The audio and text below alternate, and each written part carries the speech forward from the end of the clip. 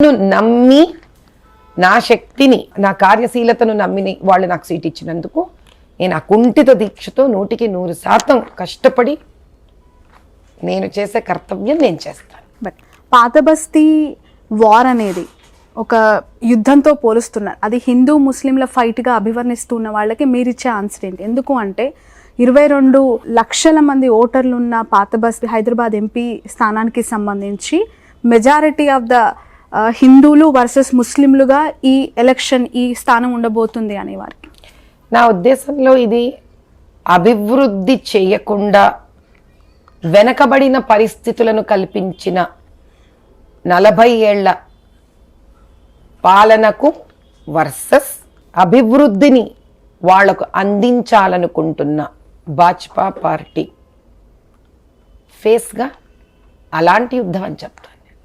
Next, ఎక్కడైతే ప్రజలకు 40 ఏళ్లగా ఎటువంటి న్యాయమో ధర్మమో జరగలేదో అటువంటి దానికి వర్సెస్ న్యాయము ధర్మము ఇవ్వాలనుకుంటున్న ఒక భాజపా పార్టీలో ఉన్న అవకాశం సీటు రూపంలో ఇచ్చిన వారితో అంటాను, ఇది మత కలహం కాదు, కాకూడదు. కానీ కమ్యూనిటీ వైజ్గా చూస్తే ముస్లింలకి ఎక్కువగా సపోర్ట్ చేస్తారు అనే రియాలిటీ యాక్సెప్ట్ చేయాల్సి ఉంటుందేమో. ఎందుకు అంటే పోటీ చేసిన ప్రతిసారి అసద్ గెలుస్తూ వస్తూ ఉన్నారు, ఆ స్థానంలోంచి మీరు దిగుతూ ఉన్నారు. ఇప్పుడు ఆ సపోర్ట్ ఎట్లా ఉంటుంది? ఎందుకు అని అంటే ఇంతకాలంగా వాళ్ళు రకరకాల విధి విధానాలను అవలంబించి పోటీలో నిలబడుతూ గెలుస్తూ ఉన్నారు. ఆ విధి విధానాలకు ఈసారి మనం కూడా కళ్ళం వేస్తాము పక్కా. రైట్. బీఆర్ఎస్ అభ్యర్థిని ఒకవేళ నిలబెట్టకపోయినా వాళ్ళ సపోర్ట్ అనేది అక్కడ ఏఐఎంఎంకి ఉంటుంది అనేది ఒక వార్త తెలుస్తోంది. ఇంకా కొంచెం టఫ్ అయ్యే అవకాశం ఉందనుకుంటున్నారు అక్కడ బీఆర్ఎస్ ఒకవేళ అసద్కి సపోర్ట్ చేస్తే? నాయన వాళ్ళు రాష్ట్రమే గెలవలేకపోయారు కదా తల్లి, చూద్దాం. ఓకే, కాంగ్రెస్ పార్టీని కూడా ఒక ముస్లింని బరిలోకి దించే ఆలోచన చేస్తోంది. దేశమంతా ఇక మోదీ గాలి అయిపోయింది, ఆ చరిష్మా లేదు, రాహుల్ రాబోయే దేశానికి ప్రధాని అని చెప్పి ఈ వార్తలు వస్తూ ఉన్నాయి. ఎలా చూస్తున్నారు దీన్ని? కాంగ్రెస్ వేవ్ స్టార్ట్ అయింది, అది హైదరాబాద్ ఎంపీ స్థానం నుంచే స్టార్ట్ అవబోతుంది అని. ఇప్పుడు దేశం మొత్తంలో రాహుల్ గాంధీ గారి హవా నడుస్తోంది అనేది ఇలా పాపం మనం ప్రజలు అంటున్నారు అంటూ తృప్తి పడిపోదాం. కానీ ఇంకా రాహుల్ గాంధీ గారికి ఏ వేవు లేదు తల్లి, ఇన్నేళ్ళు తెచ్చుకోలేని వేవు పాపం ఈరోజు ఎక్కడి తెచ్చుకుంటారు వారు మాత్రం. అది అయ్యే వ్యవహారం కాదు. కానీ మోదీ గారు ఆయన వేవో లేకపోతే పెద్ద హ్యూమన్ టైడో, ఈఎస్ పార్డ్ ఎవ్రీథింగ్. ఆయన ఇవన్నీ ఎక్కడో దాటేసి అధిష్టానంలో అలా ఉన్నారు, అందరి మనసుల్లోనూ ఆయన అలా ఒక స్థానంలో ఉన్నారు. కాబట్టి ఆయనను చేరుకోవడం కూడా ఆలోచనకు దూరమైన విషయం. రైట్. పాపం కష్టపడుతున్నారు రాహుల్ గాంధీ గారు, కానీ ఆయన దరిదాపులు కూడా చేరుకోవడం ఎంత అవుతుందంటే నేను కష్టమే అంటాను, అవ్వకపోవచ్చు. రైట్. నిన్న ప్రకటించిన ఎంపీ స్థానాల యొక్క లిస్టును ఒకసారి చూస్తే బీజేపీ ఆల్మోస్ట్ అంటే హాస్పిటల్స్ రన్ చేస్తున్న వాళ్ళకి ఎక్కువగా టికెట్స్ ఇచ్చింది అనే వార్త. Virinchi hospitals Madhavi Latha, Apollo hospitals Konda Vishweshwar Reddy, star hospitals Boora Narse Goud. ఎలా చూడాలి? ఆల్రెడీ మాధవీలతపై భారీగా డబ్బులు వసూలు చేసింది హాస్పిటల్ పేరుతో అనే ఒక అపవాదు. ఈ అపవాదు ఇప్పటికీ మనం చాలాసార్లు వినున్నాం తల్లి. ఈ అపవాదు ఇది అబద్ధము తప్పు అని కోర్టు కూడా నిర్ధారించి చెప్పేసింది. ఇంకా మనం ఇలాంటివే మాట్లాడుతూ ఉందాము అనుకుంటే కనుక కాన్స్టిట్యువెన్సీ గురించి మాట్లాడుకునే అవకాశం మీ దగ్గర ఉండదు, నా దగ్గర ఉండదు. రెండో విషయం ఏంటి అని అంటే బహుశా హాస్పిటల్ అనే ఒక రంగంలో అనుభవం ఉన్నవాళ్ళు, చదువుకున్న వాళ్ళు, పైకొచ్చిన వాళ్ళు, కష్టనష్టం చూసిన వాళ్ళు, ఆధునికత కోరుకున్న వాళ్ళు, ఇలాంటి వాళ్లతో కనుక అవకాశం ఇవ్వడం జరిగితే ఆయా కాన్స్టిట్యువెన్సీస్ ఇంకా ముందుకు వెళతాయి అని ఒక నమ్మకం కూడా వాళ్ళకి ఉండొచ్చేమో. పైగా ఇప్పుడు మనం విశ్వేశ్వరరెడ్డి గారు వాళ్ళ గురించి చూస్తే వాళ్ళు నాకన్నా చాలా సీనియర్స్, వాళ్ళ హాస్పిటల్ రంగానికి సంబంధం లేకుండా కూడా రాజకీయాల్లో ఉన్నవాళ్ళు వీళ్ళందరూ వాళ్ళ కార్యక్రమాలు వాళ్ళు చాలా చేసి ఉన్నారు. రైట్. సో వాళ్ళు హాస్పిటల్తో అటాచ్ అవ్వడం అనేది ఒక లైఫ్లో ఇట్ హాస్ జాయిండ్, దాంతో ఇది యాడ్ అయింది. కానీ కేవలం హాస్పిటల్ వాళ్ళకే వాళ్ళు ఇవ్వలేదు. ఇప్పుడు అలా చూస్తే హాస్పిటల్ మా వారిది, అంటే వారి ఆధ్వర్యంలో జరుగుతున్నది. అంతేగాని నేను హాస్పిటల్ పెట్టి నేను హాస్పిటల్ ఎస్టాబ్లిష్ నేను చేయలేదు. అసోసియేట్ ఉండడం అనేది ఒక నా ఉద్దేశంలో అనుకోకుండా జరిగిన ఒక ఇన్సిడెంట్ అనుకుంటున్నాను తప్ప అలా ఏం ప్రత్యేకించి జరిగిన విషయం కాదేమో. మహిళలకి మాధవీలత గెలిస్తే ఏం చేస్తారు, ఏం చేయాలనే ఆలోచనతో ప్రణాళిక వేసుకున్నారు? పాతబస్తీ మహిళల తలరాతల్ని మార్చే ప్రణాళిక ఏముంది మీ దగ్గర? ఫస్ట్ ఆఫ్ ఆల్ అమ్మ, చిన్న వయసులో ఉన్న ఆడపిల్లలకి ధైర్యము, వాళ్ళకు భవిష్యత్తులో ఇంకా చదువుకునే అవకాశము, వాళ్ళు నిర్భయంగా వాళ్ళ జీవితంలో వాళ్ళు సాధించాలనుకున్న స్థాయికి వాళ్ళకు చేర్చే ఒక ఉపాధి కల్పించడం.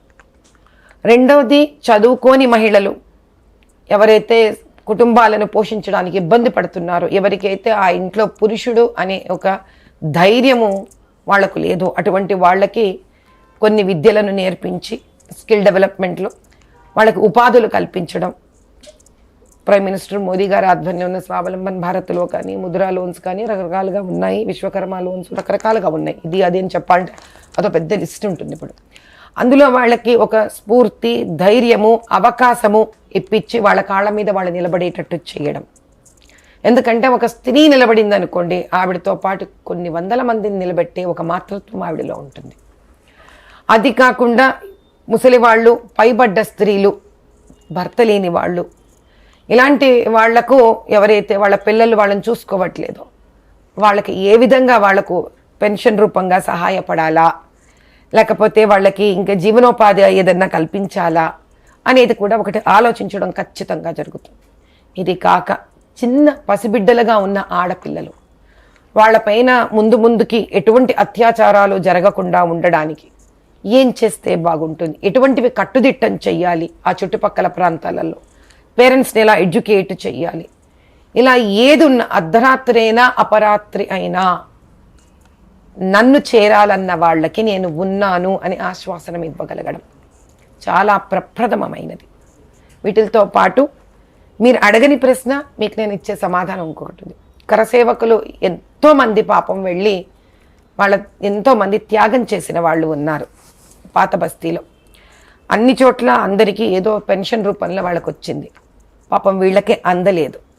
అది కూడా ఒకసారి గెలిచిన తర్వాత ప్రధానమంత్రి గారి దగ్గర, అమిత్ షా గారు తద్వారా వాళ్ళ పెద్దల దగ్గర కూర్చొని దాన్ని కూడా చర్చించే ఒక విషయం కింద పెట్టుకోవాలని కూడా ఒకటి ఉంది.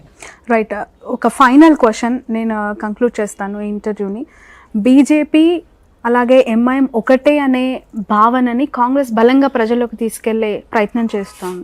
ఎలా తూడ్పేసుకుంటారు దాన్ని? నాకు ఇచ్చిందంటే సీటు బీజేపీ ఏఎంఐఎం ఒకటి కాదు, అంతే అంతే. నాకు ఇచ్చారంటేనే వాళ్ళు సీటింగ్ అయిపోయి, just forget it. AIMIM can never be friend of BJP. ఎప్పుడు వాళ్ళు బీజేపీ పార్టీ పరంగా, ధర్మపరంగా స్నేహితులు కాదు. వాళ్ళ ఇంట్లో ఏదో ఫంక్షన్, వీళ్ళ ఇంట్లో వేరే ఫంక్షన్ అంటే ఎవరెవరిని పిలిచినా అది వేరే కథ.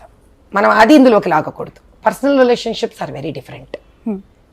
Personal relation are very very different, అది వేరు.